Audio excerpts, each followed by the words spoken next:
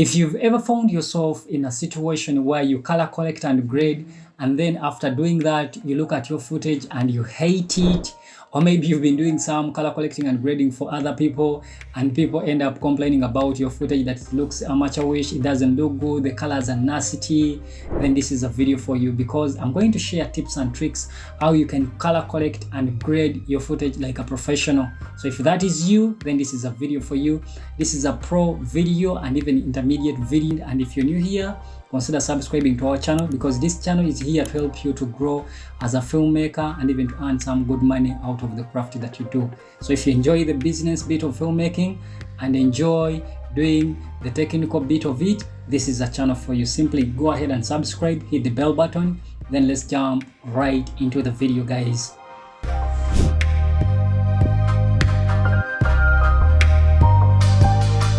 Before we start, guys, we have to understand the difference between the two, collecting and grading, because those two are completely different.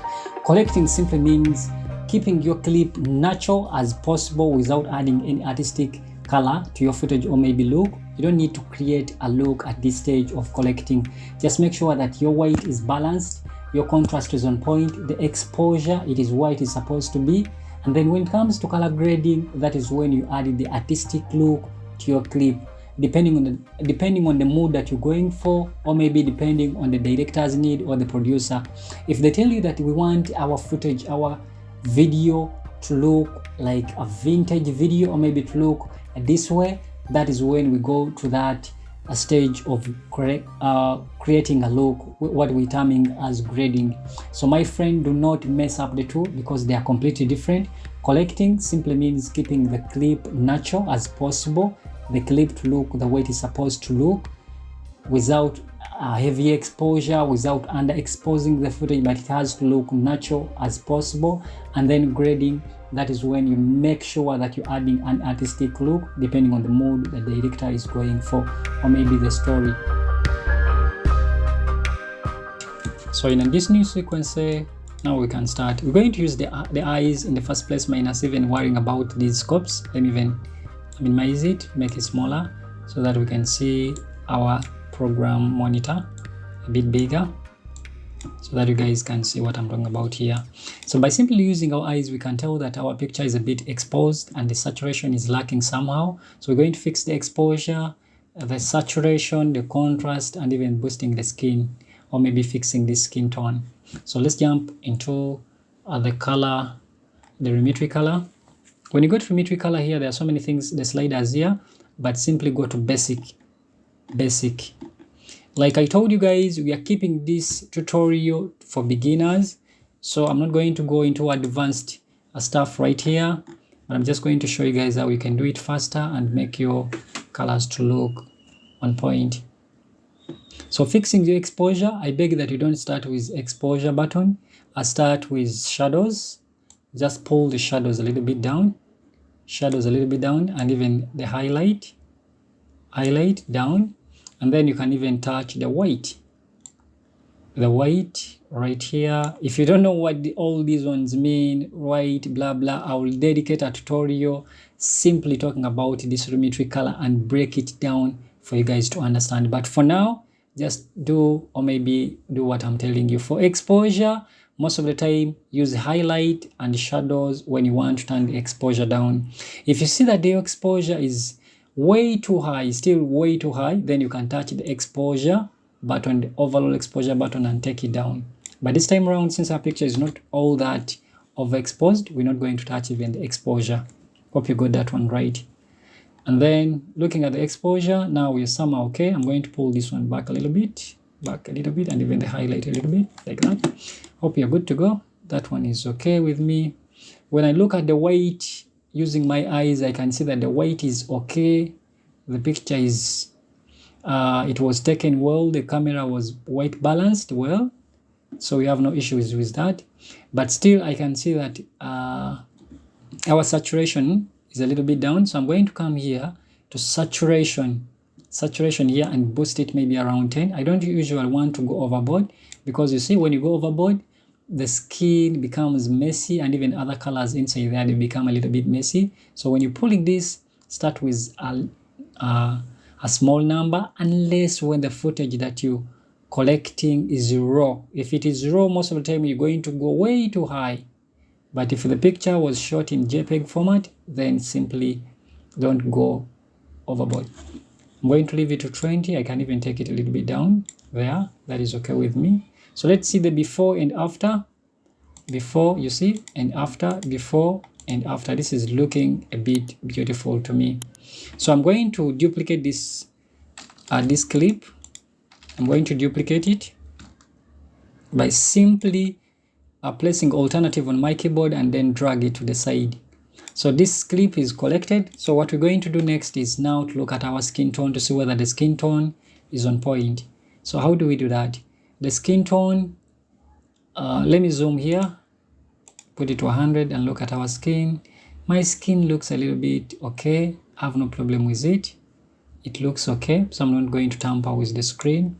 I'm going to tamper with the skin tone. The skin tone is okay. So what do we do next? So that we did the collecting in the first place using the eyes. Now we're going to use the scopes and help you guys to know how you can read the scopes, even if when you're starting out or you don't know how to use them. So let me make the screen a little bit smaller and get our scope right here. These are our scopes. I'm going to reset this next clip. I'm going to reset because we want to use the scopes, reading the scopes. So in these scopes, we have like 3. I'm going to use 3 scopes. One of them, it is called the vector scope right here. And then this is Pallade RGB. And then this is the waveform.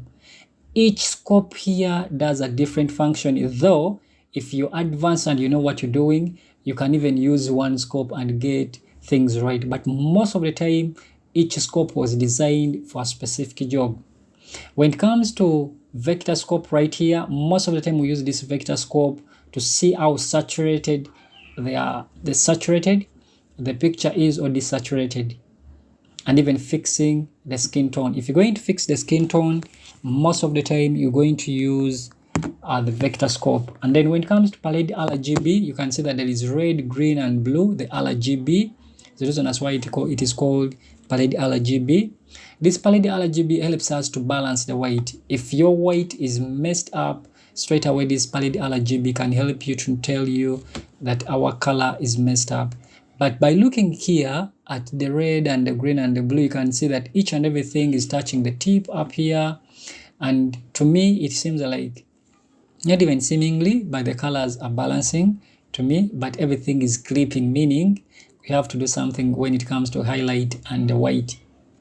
And then when it comes to the waveform, this is when we collect the exposure of the picture. So most of the time use this waveform when you want to collect the picture, the exposure of your picture. So how do we then, guys, read them? This is how we're going to read them. Let me make the lumetri color a little bit bigger so that we can now use the scopes. Basing on the waveform, since we're going to start with exposure, I'm going to make sure that my white does not clip. Always, guys, make sure that nothing is clipping. By clipping, I mean the wave to touch even the 100. Make sure that it is below 100, between 90 and 100. So how would you do that?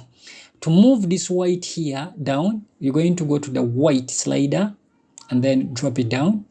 Take it down till when it leaves the 100 right there. It leaves the 100. I'm not even looking at the picture. I'm simply looking at the wave. So I'm going to fix even the shadows because I'm seeing the shadows have a problem and even my highlight have a problem. This waveform for this clip is a little bit complicated, but still we can read it and get it right. So I'm going even to take the highlight down because I can see that even my highlights are pushed up. So I'm going to drop that one down a little bit, also a little bit, and even the shadows a little bit. Up here, from 80 to 100, most of the time that is where the white sit, the white pixels in the image. Then between 80 and 40, that is where the mid-tones or maybe the shadows sit, rather the highlights sit. Highlights sit between 80 and 40, 50, around there. And then between 40 and 20, between 40 and 20, that is where our shadows lie. And then down from 0 to 10, that is where most of the time our blacks sit. Hope that makes sense to you guys, because our pictures most of the time they have all those parts. They have the blacks pixels, they have the white pixels, and even they have the mid pixels or the shadows and highlights inside there. So I'm going to touch the shadows and drop it down, looking at my waveform here. But whatever I'm doing here, guys, if you look at the Palette RGB, even Palette RGB is adjusting whatever I'm doing to the waveform. So I'm taking the shadows a little bit down. And then blacks, I'm not going to be concerned with blacks, because I can see that my blacks down here, whenever you're pushing the blacks down, guys, make sure that they don't touch the 0. You don't have to touch, but they should be between 10 and 0, between there. Don't make sure that they sit, unless maybe when you're going for a cinematic look, or maybe that is what you want, but never make them touch the 0. All right, so this is the exposure. Now before and after. When I look at that, the before and after, this shows me before and after. This shows me that I've fixed my exposure by simply looking here. So I'm going to go next to my saturation, and still this saturation, I might use this vector scope right here. Let me even try to, I don't know whether I can make this bigger for you guys to see. Let me undock it. Just undock it for the sake of showing you the size of the vector. You can see this vector, the wave inside this vector is very small, showing me that the picture is not all that saturated, or maybe the contrast a little bit down. If I push this, just look at the contrast. I'm pulling the contrast slider, and you can see that my wave is increasing, going up. And if I touch the saturation like this, you're going to see that this wave grows bigger. It increases the size. For the contrast, it pushes outside. It pushes it outside this line here, this line. But if I pull the contrast makes it bigger. I don't know whether I can see that, guys, using the vector scope. So I'm going to take them down and then push them a little bit around 16. And even the contrast, I don't want the contrast to be quite high, maybe around there. I'm not even bothered with the picture, but when we look there, I know I'm going to be having it to the right. You see, the picture is already looking nice by simply using the vector scope, and even using the contrast. Because if you see the before, this picture looks a little bit washed. The skin looks a little bit washed, which means that if it is washed, I have to touch the contrast and even the saturation. But I'm going to show you the best way to do that. And hold on, guys, a little bit. Let me first take this one back. Oops, there. Let me take it back there, and then we continue. So hope, guys, you're learning, you're getting value from this video. The vector scope, we've covered how we can read the scopes based on the image that we have, and how we can use your eyes. But always make sure that you're trusting your eyes, even if you're using scopes, because if you're starting out, these scopes are going to be a problem to you. Till when you practice more and more, that is when you're going to get each and everything right. All right. So, like I told you, that there is a best way. Most of the time when I'm dealing with saturation and contrast, I always go to the creative. This creative, I click on creative, and then I just play with vibrance and the contrast from this side here. This works for me most of the time better. I don't even usually use the basic saturation here. I just go to creative and then pull this one up like this. But most of the time I make sure I always keep it to 40, between 40 and 50, depending on the picture anyway. And then pull the saturation a little bit. I'm going to go to basic and take this saturation way back to 100, or maybe just click here and then type in 100 like that, and then go to creative and then just take this one to 50. I'm going to type here 50, and then take this one up till when I'm fine. This is what I have. Let's see. Okay, this FX, the Grob FX mute was off. If you don't see the FX on your screen, simply go to plus button and then bring it and drop it down here and say, okay, because this one helps you to toggle the before and after. It removes, or maybe it puts down, it keeps off all of them. It puts them off all the effects that you've added to your clip. If you place this effects button, it is very handy. If you keep it here, it will help you a lot. All right, so this is what we have. I'm going to take the saturation a little bit down because it is way too much. I don't want my skin to look vivid, to be way too much, because as you know, movies, most of the time movies don't look like that. Movies are a little bit desaturated, maybe unless when you're going for vibrant colors, but I'm going to keep it around 20 works for me. Yeah, and there we go. We've fixed the exposure, we've fixed our contrast, the weight. Now let's go back to RGB and try to see whether our weight is okay.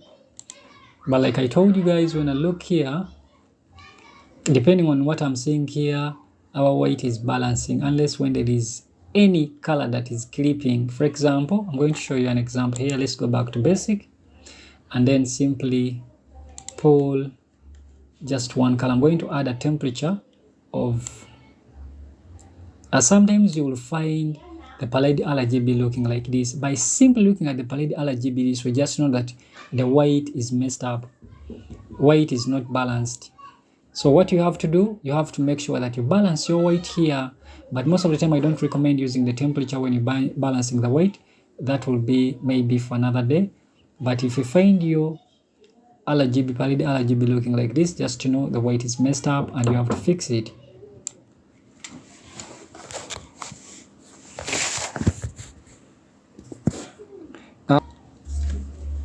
Alright, like I said guys, make sure that you're trusting both your eyes and even the Lumetri colors, because I've helped you guys to know how you can use the vector scope, the parade RGB, and even how you can use your wave. This wave, like I told you guys, it is used for exposure, this is used for saturation, the skin tone, and the contrast to see how the colors are vivid, and then this is mostly used to do your white balancing. But like I told you guys, the more you practice, the more you're going to learn how to use all these ones in different ways. But for today, I'm keeping it to that, guys. So we're done with collecting our picture. So let's go ahead now and start grading. This is where most of the people end. After collecting, they are done. But you're not done yet, because you have to make your picture to look a little bit cinematic, or maybe to look a little bit different, not like footage from the camera straight away and then you give it out to a client. Even if it is a function or a ceremony, make sure that at least you're adding a little bit of a cinematic look. So how are we going to do that? When you're going to do the look, make sure that you create, you use the adjustment layer. Go to your project panel, right click, and then new item, and use the adjustment layer. Click on the adjustment layer. Okay, and then drop it up here above. We are dealing with one clip here. It might be easy for you maybe just to go ahead and use Lumetri and then you do the color collecting, but I don't recommend that. Even if it is a single clip, make sure that you use the adjustment layer. Why do you use an adjustment layer? This adjustment layer helps us that whichever effect that we're going to add to the adjustment layer is going to affect whatever is beneath here. Even if I prolong this one and make it longer, every clip that is beneath the adjustment layer will be affected. So this adjustment layer saves you a bunch of time. If you're going to create a look for each and every clip, you will waste a lot of time, but you can do that by simply using the adjustment layer. Hope that is a pro tip for you guys right there. So we're going to go here, create a look, and the look that we're going to create is the orange until. I have an easy way how you can create an orange until minus even wasting a lot of time, and you're going to like this, guys. I learned this from Color Grade Central, from that guy Dave. Thanks a lot to you, guy. Big up to you. So this tip is going to blow your mind when it comes to orange until. So when you're done setting up your adjustment layer, simply go to your Lumetri color. Let's go back to Lumetri color right here, and then move to HSL secondary. From HSL secondary, we're going to select our skin tone right here. After selecting the skin tone, we're going to click this, check this box, and see only the skin that is selected. But if the range that has been selected is small, simply go and place the plus button and look for wherever there is that skin tone in your picture. Make sure that you're adding. If you can't see, we're going to reset this one. Let's first reset it a little bit and uncheck this. And then check again. We're going to check. Most of the time use the forehead. I'm going to click the forehead and then plus, then click even here and then plus, and then even click here, because I want the saturation and the luminance to be a little bit bigger, or maybe the selection to be a little bit bigger. By the time I check, I have a bigger range. Hope you got that one. And then we can go ahead and increase the range of the saturation. S here stands for saturation, and then luminance stands for light. So we'll level the darkness and the light in the image. I'm going to also increase it so that I want to see that every bit of the skin color is selected. Hope this range is okay with me. Let me go ahead and increase it a little bit. I can see that now the wall is coming in, so I'm going to reduce it down because I don't want the wall to come in. I want to keep it to the person in our clip. If you take this one a little bit bigger, you can see that even the hair will be shown and even the blacks will be revealed, and I don't want that one, so I'm going to reduce it down so that every bit of the black is also covered like that. So after selecting that range, then we're going to invert it. Inverting, you just place this button right here. But if you don't see this invert button, just know that your panel is small. So make sure that you just adjust your panel, because most of the time when it is not adjusted, it will be hidden and you will not see it. But make sure that you pull this one to the side and you see this adjustment, rather the invert button. Inverting it, what we are telling Premiere to do, we are telling Premiere that, you know what, Premiere, make sure that our skin is not in contact. If we pull any color, our skin should not be affected. So we are protecting our skin from whatever color that we're going to add to our picture. Hope you got that one. So after doing that, we're going to uncheck here and then we leave this one on. Our range is well selected. So what is next? What is next now? It is to pour in the color that we want by simply going to collection here, and then you just drag this plus inside and then take it down to the teal. I don't know whether you can see that. Wow, the picture looks completely different. The orange, the skin tone has been enhanced, it has been boosted, and even the pictures are looking more professional. So guys, always make sure that at least you don't leave out the grading. Add a tiny bit. It is like adding salt to the cake, the icing to the cake.